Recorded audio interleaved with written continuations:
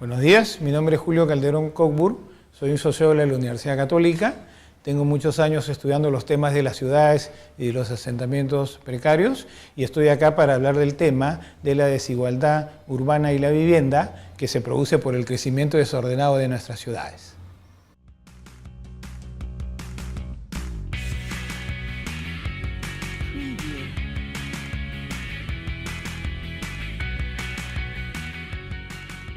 Finalmente vamos a tocar el cuarto y último punto, que tiene que ver con los enfoques y políticas públicas frente a los barrios urbanos marginales, ¿no? Lo que ha predominado en el Perú y en general en América Latina es una política que podríamos denominar reactiva, curativa o incluso paliativa, ¿no?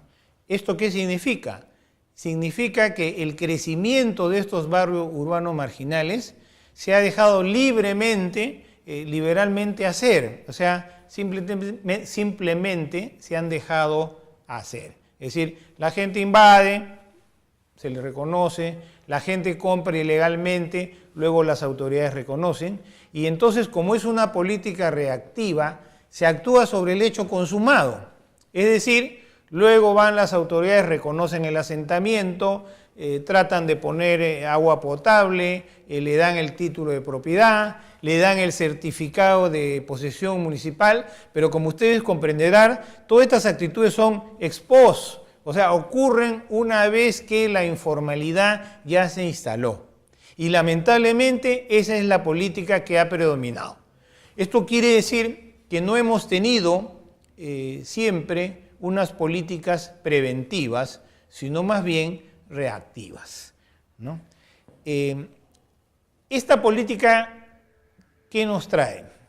Primero nos trae, como ya he mencionado, mayores costos. Siempre es más costoso actuar sobre lo que ya existe que planificar preventivamente, ¿no? En segundo lugar, ha habido también el problema del clientelismo político. Es decir, muchas autoridades, ¿no? O algunas autoridades, para decirlo de manera moderada, utilizan la existencia de estos barrios urbanos marginales para ganarse votos, para desarrollar clientelas, y esto a la larga también termina pues encareciendo los servicios del Estado y haciendo perder dinero al Estado, ¿no? Esa es otra de las consecuencias políticas. Debo indicar que a partir del año 2002, el Estado peruano ha intentado en algo revertir esta situación, ¿no? Es importante mencionar que existe un programa Techo Propio en su modalidad de adquisición de vivienda nueva, que efectivamente quiere prevenir, quiere adelantarse a la ocupación informal, quiere adelantarse a la ocupación ilegal. Y este programa de adquisición de vivienda nueva ha tratado de localizar terrenos y construir viviendas que sean accesibles a los sectores de menores ingresos. Lamentablemente, esto no ha podido realizarse como las autoridades esperaban, ¿no? Han habido una serie de problemas. El problema mayor es conseguir suelo urbano accesible a precios que permitan el desarrollo de estos programas. Lamentablemente, o esto no ha sido posible o se ha conseguido en terrenos muy alejados. De manera tal que si uno analiza los últimos 10 años de esta política, solamente se ha llegado a cubrir el 30% de las metas. Y por ende, el hecho de que la política no haya funcionado, por otro lado, estimula más aún el desarrollo de la informalidad y de los barrios urbanos marginales, ¿no? Son estos los problemas que hemos enfrentado, sobre todo conseguir tierra urbana, poder dar el financiamiento. A veces los requisitos apuntan más hacia la población en la economía formal, pero como hemos dicho, la población en la economía formal es el 30% de la población económicamente activa. ¿Esto qué significa? Que normalmente los beneficiarios de esta política son los maestros, los policías, las enfermeras, es decir, trabajadores del Estado que están en la economía formal. Eso está bien, pero el problema es que la mayoría de la población de bajos recursos que está en la economía informal tiene problemas para acceder a estos programas.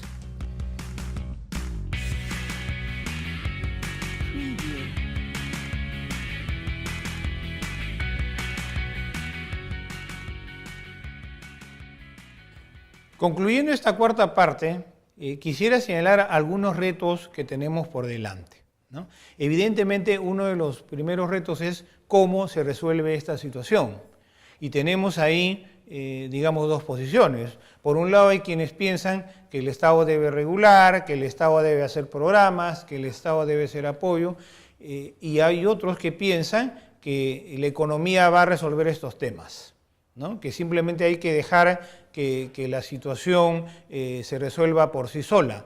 Evidentemente en América Latina las políticas apuntan en el primer sentido, ¿no? El Estado tiene que hacer una serie de acciones para combatir esta situación de desigualdad, ¿no? Ahora, ¿qué niveles del Estado deben intervenir, ¿no? Por un lado tenemos el gobierno nacional, que tiene mucha presencia, y en el otro extremo tenemos a las municipalidades o gobiernos locales, y en medio tenemos a los gobiernos regionales. Es importante definir las tareas que corresponden a cada nivel del Estado, ¿no? Y finalmente tenemos que atender los cuellos de botella que están surgiendo en las alternativas formales y preventivas, ¿no? ¿Cuáles serán las condiciones para acceder a programas de acceso al suelo ordenado o políticas de vivienda? ¿Consideraremos a la población en la informalidad? ¿Cómo vamos a resolver el problema del financiamiento? ¿Cómo vamos a acceder a suelo urbano accesible?